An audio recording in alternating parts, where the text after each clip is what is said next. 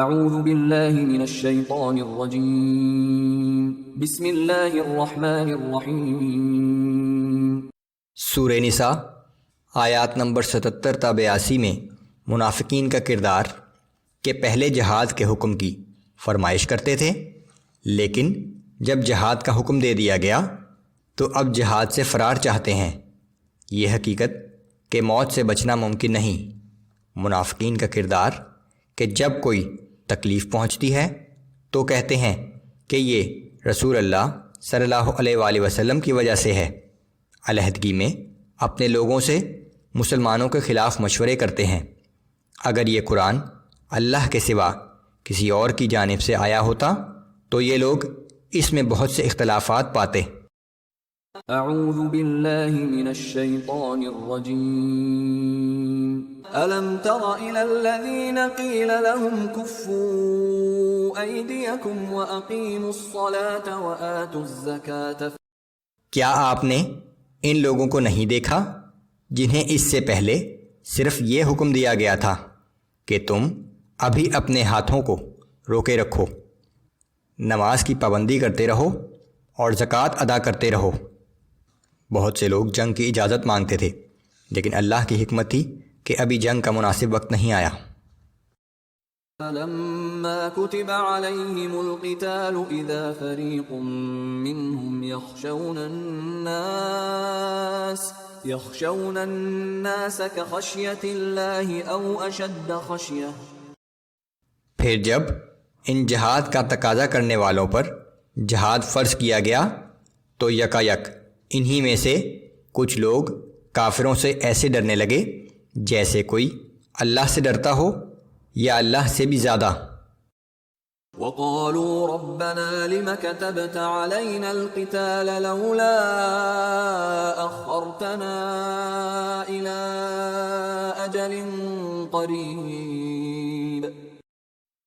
اور کہنے لگے کہ اے ہمارے رب، تو نے ابھی سے ہم پر جہاد کیوں فرض کر دیا؟ تو نے ہمیں ابھی کچھ اور مہلت کیوں نہ دی؟ قُلْ مَتَاعُ الدُّنْيَا قَلِيلٌ وَالْآخِرَةُ خَيْرٌ لِمَنِ اتَّقَىٰ وَلَا تُظْلَمُونَ فَتِيلًا۔ اے پیغمبر صلی اللہ علیہ وآلہ وسلم، آپ فرما دیجئے کہ دنیا کی یہ منفعت نہ صرف قلیل ہے بلکہ بہت تھوڑے عرصے کی ہے، اور اللہ سے ڈرنے والوں کے لیے آخرت کا اجر اس سے بہت بہتر اور دائمی ہے۔ اور یاد رکھو کہ روز قیامت کسی کی ایک دھاگے کے برابر بھی حق تلفی نہیں کی جائے گی۔ اینما تکونوا یدرککم الموت ولو کنتم فی بروج مشیدہ۔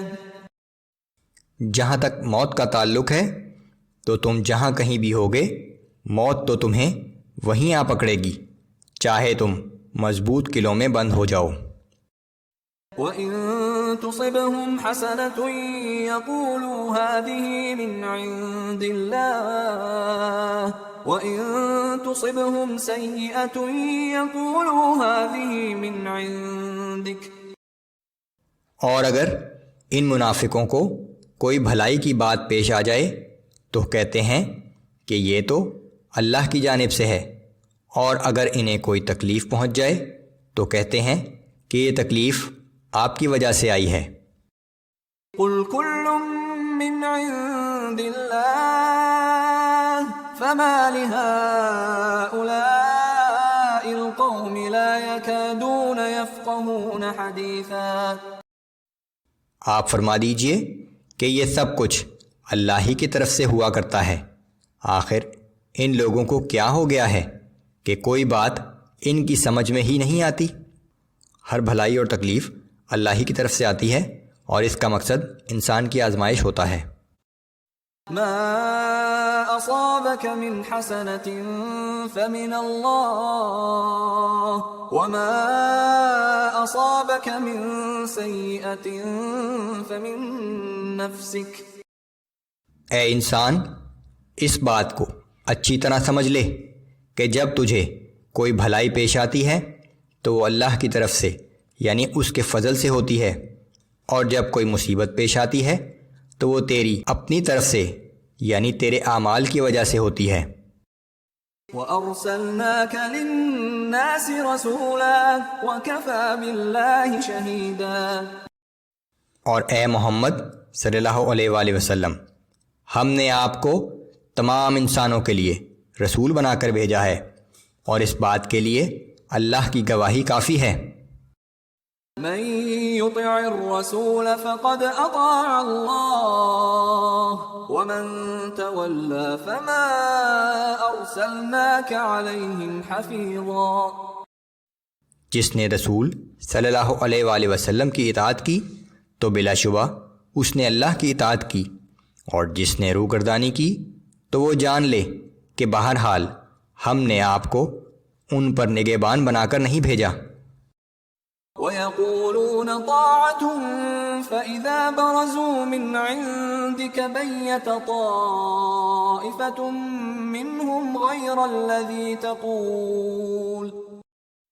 اور یہ منافق بظاہر تو یہ کہتے ہیں کہ ہم آپ کی اطاعت کرتے ہیں، مگر جب یہ آپ کے پاس سے اٹھ کر باہر جاتے ہیں تو ان میں سے کچھ لوگ رات کو ان باتوں کے خلاف مشورے کرتے ہیں جو باتیں آپ ان سے کہہ چکے تھے۔ واللہ یکتب ما یبیتون فأعرض عنہم وتوکل علی اللہ وکفی باللہ وکیلا۔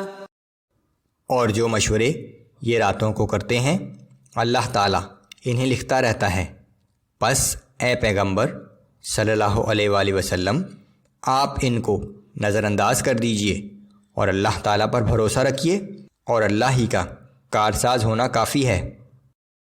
افلا يتدبرون القرآن ولو كان من عند غير الله لوجدوا فيه اختلافا كثيرا۔